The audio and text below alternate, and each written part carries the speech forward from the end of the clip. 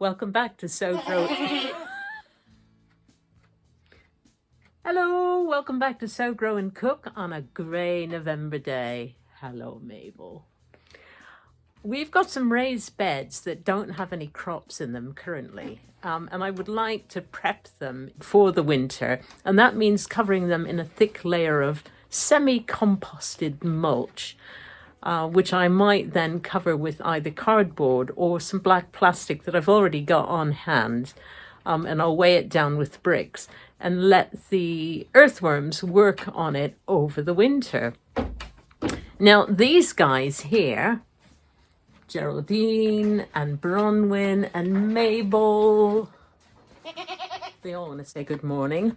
They provide quite a lot of the compost that we use here on the small holding. Every time we clean out their stables, we cart the bedding and the manure to a huge heap at the edge of our field, and you can see it steaming away throughout the year. But I found another source of compost that's actually ready to use now that I didn't realize existed. So come along with me and I'll show you what it is and some of the other jobs that we'll be getting up to this week. So here's our ever-growing pile of poo. It's mainly hay and straw and goat manure. Occasionally, if our other compost bins are full, we might even put some chicken poop in here as well. But often you'll find the top of the heap steaming away, which is great because that means it's getting hot in the middle and it should compost more quickly. Hello, you. There were several bales of wrapped hay that was taken from our hay meadow just at the top here. It's about a 2.5 acre stretch of mainly organically managed grass and flowers. It's quite biodiverse, no chemicals used on it. And the previous owners used to get the local farmer come and do one cut at the end of the summer. And he often took away the bales to use for his own livestock. But the year before we moved in, they had it cut, and I think that was 2017 was the last time they had it cut. And he left about, about 8 of these gigantic bales, which have since been sitting here. Now, they've been here now, what, 4 years? 4 years. And we're thinking, well, we can't use them as bedding or as feed because they've probably started decomposing and they just won't be suitable for feeding to livestock or even using as bedding. But I did manage to cut one open and have a look. Now this is perfect. It's semi-composted. It's been sitting for 4 years in the sunshine under black plastic. I'm sure it's killed quite a lot of the seeds in there, although I can't guarantee it. But I'm going to take some of this and put it on our raised beds underneath plastic. And I'll show you where else I've put it so far. Oh, it's beautiful, isn't it? Oh my gosh, it's actually coming out really nicely.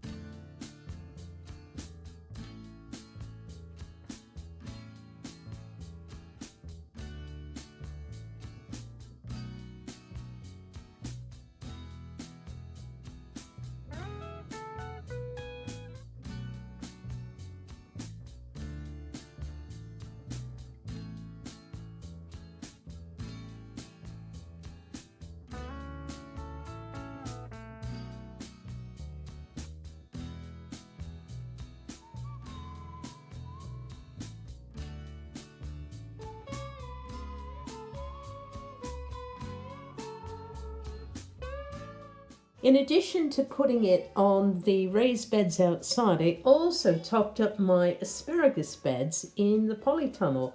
This stuff is lovely and it'll help condition the soil and encourage the earthworms to come and do their magic.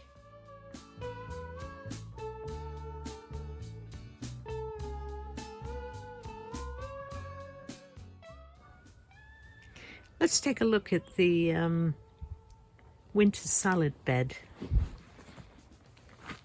Spinach is growing really well. I put some radicchio in after that last video because it wasn't quite ready. Here's some self-seeded calendula, which I'm just going to pull up, and a little bit of self-seeded nettle. The spinach is doing really, really well. Almost ready to pick. And the Claytonia or winter purslane is really taken off beautifully. And they're very winter hardy. And the red mustard is coming on, and the mizuna. I've been taking pickings of those to add to salads, and the mibuna, all growing really, really well in the polytunnel. Just move over to the Florence fennel. Now they're producing some bulbs, and they're not massive, but I have taken one already, sliced it up and put it in a salad. It was really delicious. I mean, if you like the taste of mild licorice, sort of aniseed flavour, fresh and crunchy in a salad, or you can cook it, make soup or risottos out of it. It's a lovely vegetable, and it seems to do so much better if you plant it at the end of summer rather than in summer, because it tends to bolt or go to seed if you plant it in the heat of summer. So I didn't plant these till about mid-late August, and they're doing fine. Here's my oldest spinach, which hasn't bolted, but still looks like it might. But I've been picking quite a lot from here and adding it to curries and spinach cheese pie. There's some weeds in here that need to come out.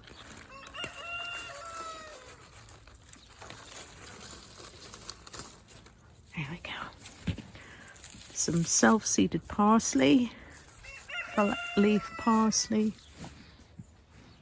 and these big water tubs full of mixed salad greens, radishes growing in this one,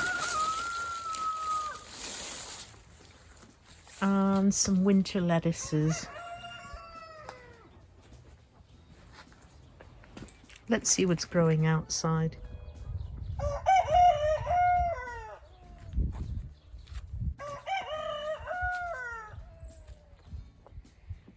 Leeks. Hey, Tom.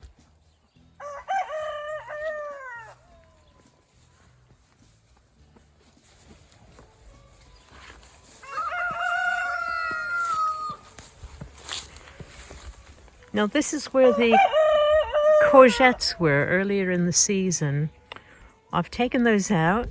I put a thick layer of semi-composted mulch, and I've covered it with some black plastic just to retain the goodness. We get a lot of rain here in the winter, and I really didn't want the soil to be eroded. This is not a raised bed. I don't have any sort of wooden edgings around it to kind of retain things. In the middle, I've got a big patch of leeks, which we'll be harvesting over the winter. And this is where the runner beans were. They've come out, and I've covered it with some semi-composted mulch, and covered it again with some black plastic that we already had. and put some old wooden posts and things, rocks and whatever, to weigh it down.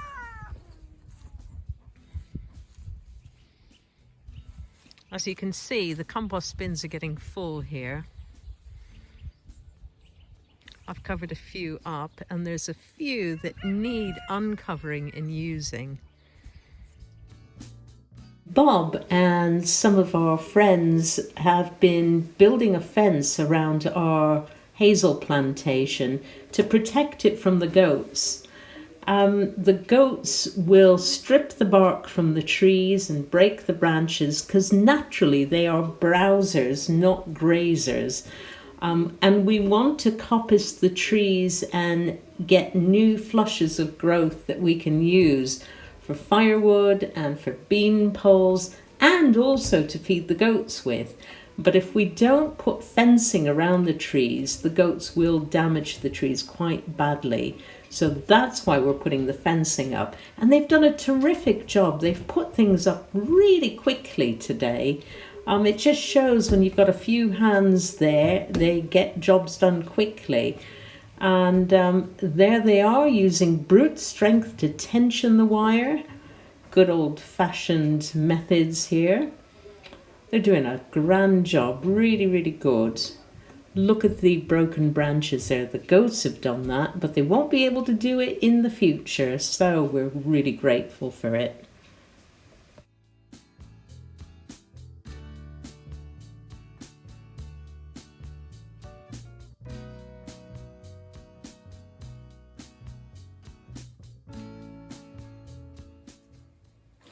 Well, it's the end of a really busy day, but we got quite a lot done thanks to the help of our good friends and neighbours who are prepared to come down and lend a hand or two, and hopefully will reciprocate in future should they ever need help. Now, I've still got jobs to do, but these are kind of quiet ones that I can do in the comfort of my kitchen, and, you know, whilst the soup is simmering away for dinner, I'm taking off the kernels of the Dakota Black popcorn that I grew over the summer and filling up jars so that we can have snacks all winter long. It's a really nice job, bit therapeutic. I can do it watching telly or just listening to music, drinking a glass of wine, whatever. So what are you getting up to this week? Have you put your gardens to bed, or are there still things that you can be doing where you live? Let me know in the comment section below. I know some of you live in the southern hemisphere and your growing season is really ramping up now. Ours is slowing down in the northern hemisphere, but I'd really like to know what people are getting up to. Let me know. And once again, thank you for watching Sow, Grow and Cook. We'll see you next time. Welcome back to Sow, Grow